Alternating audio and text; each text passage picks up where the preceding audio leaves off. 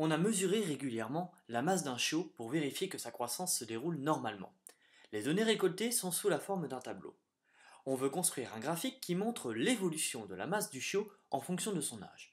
Comment faire? Quelles sont les astuces? Quels sont les pièges à éviter? Pour commencer, on va tracer des axes. Oui, mais attention, les axes doivent être rectilignes et perpendiculaires l'un par rapport à l'autre. Sinon, c'est incorrect. Oui, mais il faut que je le trace rapidement. On peut aller tout aussi vite en utilisant une règle. Ensuite, il faut répartir les variables mesurées sur les axes. Je choisis que l'axe des abscisses, celui qui est horizontal, représente la masse du chiot, et que l'axe des ordonnées, celui qui est vertical, représente l'âge du chiot. C'est sûr. Non, c'est peut-être l'âge du chiot en abscisse et la masse du chiot en ordonnée. Et là, t'es sûr? Non, toujours pas. Comment est-ce que je peux savoir? Il faut distinguer dans les données la grandeur étudiée de la grandeur contrôlée. Alors, en ordonnée, on place la grandeur étudiée. C'est la grandeur dont on cherche à connaître la variation, c'est-à-dire la façon dont elle change. Ici, c'est la masse du chiot, car on cherche à savoir comment la masse du chiot varie. En abscisse, on place la grandeur contrôlée. C'est la grandeur qui sert de référence pour mesurer la grandeur étudiée. Ici, c'est l'âge du chiot, car on a mesuré la masse du chiot pour 0 mois, 1 mois, 2 mois, etc. On place donc en abscisse l'âge du chiot et en ordonnée la masse du chiot. Bon, pour l'échelle, je prends 1 cm représente 0,5 mois.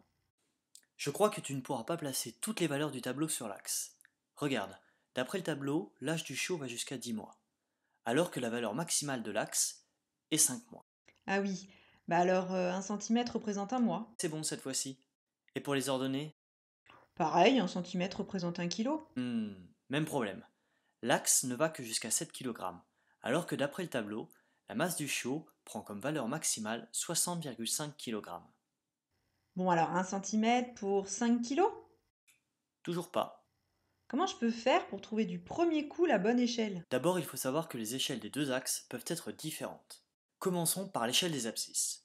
Je mesure la longueur de mon axe. Ici, 10 cm. Puis je regarde la valeur maximale que prend la grandeur contrôlée, c'est-à-dire l'âge du chiot. Ici, c'est 10 mois. Pour être certain que cette valeur maximale se trouve sur mon axe, je dis que 10 cm représente 10 mois. Cela signifie que 1 cm représente 1 mois, après un petit calcul en croix. Au final, je choisis donc 1 cm pour 1 mois.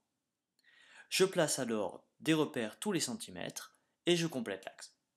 À l'origine, 0 mois, à 1 cm, 1 mois, à 2 cm, 2 mois, etc. Ensuite, je m'occupe de l'échelle des ordonnées. Je mesure la longueur de mon axe, ici 7 cm, puis je regarde la valeur maximale que prend la grandeur étudiée, c'est-à-dire la masse du chiot. Ici, c'est 60,5 kg.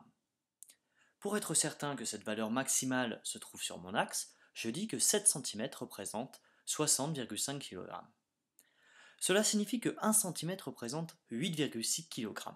Pour me simplifier la tâche, j'arrondis à la dizaine supérieure, je choisis donc, au final, 1 cm pour 10 kg. Je place alors des repères tous les centimètres et je complète l'axe. À l'origine 0 kg, à 1 cm 10 kg, à 2 cm 20 kg, etc. Maintenant, je place les points. À 0 mois, la masse du chiot est de 0,8 kg. À 1 mois, c'est 14 kg. À 2 mois, c'est 20 kg. À 3 mois, c'est 26,5 kg.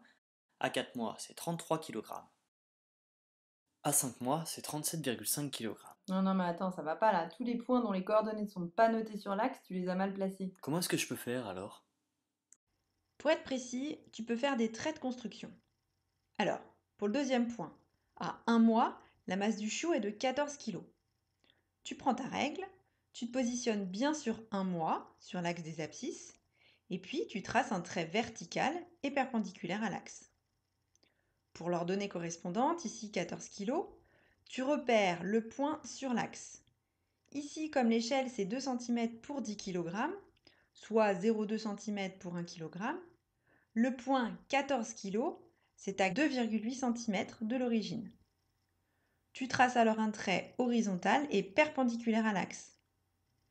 À l'intersection des deux traits, j'ai mon point posé précisément. Tu fais la même chose pour tous les points. Une fois tous les points placés, tu les repasses au stylo et comme ça, tu peux effacer les traits de construction. Alors maintenant, on relie les points. Alors avec la règle, ils sont à peu près alignés, comme ça. Non, tu peux pas faire une droite, les points ils sont pas alignés. Bon, alors comment je fais? Il faut que tu fasses une courbe à main levée. Comme ça? Non, il faut que la courbe elle passe par tous les points. Et voilà, j'ai fini, je peux enlever mon tableau et rendre mon graphique. Oui, mais alors attention, il nous manque des informations. L'âge du chiot en quelle unité? La masse du chiot en quelle unité? Puis, que représente la courbe tracée? Alors, on reprend le tableau. L'âge du chiot, c'est en mois, et pas en secondes ou en années, par exemple.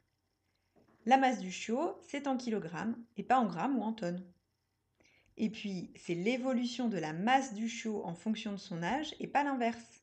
Donc, c'est important de mettre le titre. Tu peux mettre en avant le titre en l'encadrant.